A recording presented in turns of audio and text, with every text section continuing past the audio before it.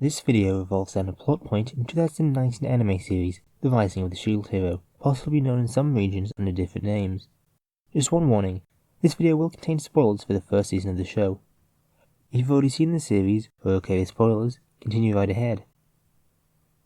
If you're worried about spoilers, given that you probably won't be able to leave this tab open whilst you watch the entire 25 episodes, then come back, consider clicking on the save button to add the video to your watch later playlist.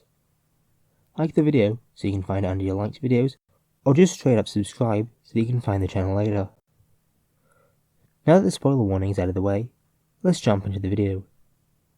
The Shield Hero paradox revolves around the idea of mind control and whether one can really know whether or not they're actually being mind controlled, or whether they're acting out of their own free will.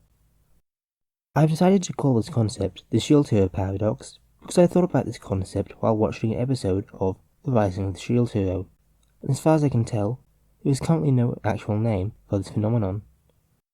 The name could get confusing if some other big paradox is found in the series. So some context. The Rising of the Shield Hero starts off like almost any other isekai series. Naofumi, our protagonist, gets summoned to a fantasy world one day along with 3 other people from parallel universes.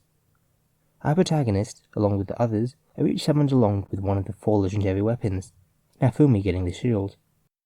For reasons out of his control, Naofumi is not well liked by the people of the Empire. As no one is willing to join his party, Naofumi eventually decides to buy 6 slaves to join his party, giving him the ability to level up. Despite Naofumi's use of the slave contract to force his slave Raphtalia to fight, his generally positive treatment of her leads to them forming a positive relationship. Together, they travel and make a positive impact on the villages they visit. After an interaction with the spear hero Kinemura Motoyasu and Multi S. Melromark, who had previously deceived him, leading to his reputation being ruined, Naofumi was forced to enter into a duel with Kinemura, and as a result of Multi's interference, Naofumi lost and Raphtalia's slave contract was forcibly broken. Despite this, to the surprise of Kinemura, Raphtalia still wanted to be in a party with Naofumi. Later on, Multi tries to have her younger sister Melty, second Crown Princess of Melromark, killed and blamed on the Shield Hero. Knowing that Naofumi would likely intervene, she had a recording taken by some of the soldiers, which she then adopted to portray Naofumi as a violent and evil character who had kidnapped Melty. This recording was later used as propaganda to convince the people of the kingdom, as well as the other heroes, that he was the antagonist in the situation, as well as to lean the Shield Hero's unpopularity to get the heroes and the people to rally against Naofumi. When the other heroes would eventually go up against Naofumi, Naofumi would try to explain that he was actually the one protecting Melty, and the rest of his party, as well as Melty herself, would corroborate his story. As a result, Multi would tell the heroes that an ability of the Shield Hero's shield allows him to brainwash people that he talks to make them do what he wants, and that the reason that Melty said that Naofumi is the one protecting her, as well as the reason that Raphtalia wanted to stay with Naofumi after her slave contract was broken, was as a result of this brainwashing. Philo the Philoleel, or alternatively Philoreel, a character that I failed to mention thus far, and was also part of Naofumi's party, was also supposedly with Naofumi as a result of this brainwashing. Naofumi originally tries to tell the heroes that there is no way that the shield would allow him to brainwash people, but Multi is able to further convince them that he does actually have this ability, and that he has been going around and using it to brainwash the people of the kingdom.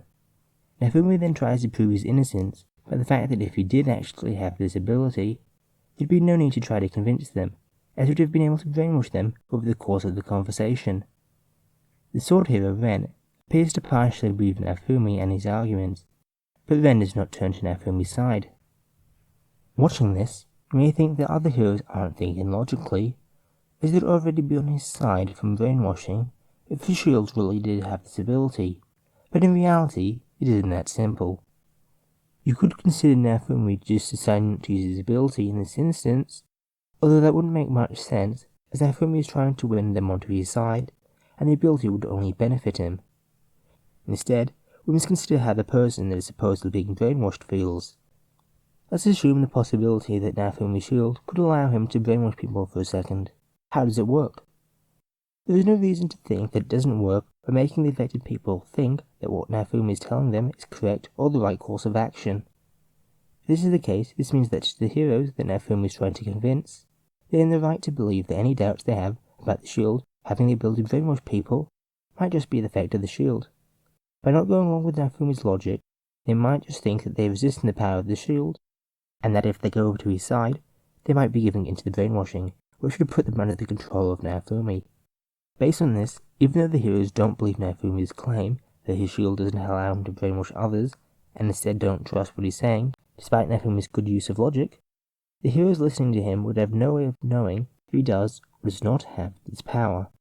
As a result, it isn't illogical to not trust him on this, especially since they've already been led to believe that he's a bad person as a result of the events at the start of the series and through other events in the show.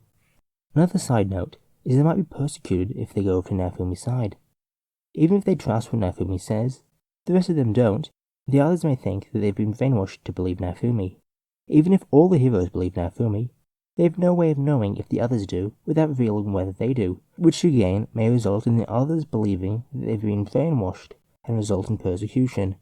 Even in the case that all the heroes believe Nafumi, as a result of all the propaganda that has been used to try to demonize the Shield hero and his party, it may result in the persecution of the heroes, as the public would likely believe that they are indeed being controlled by the Shield hero.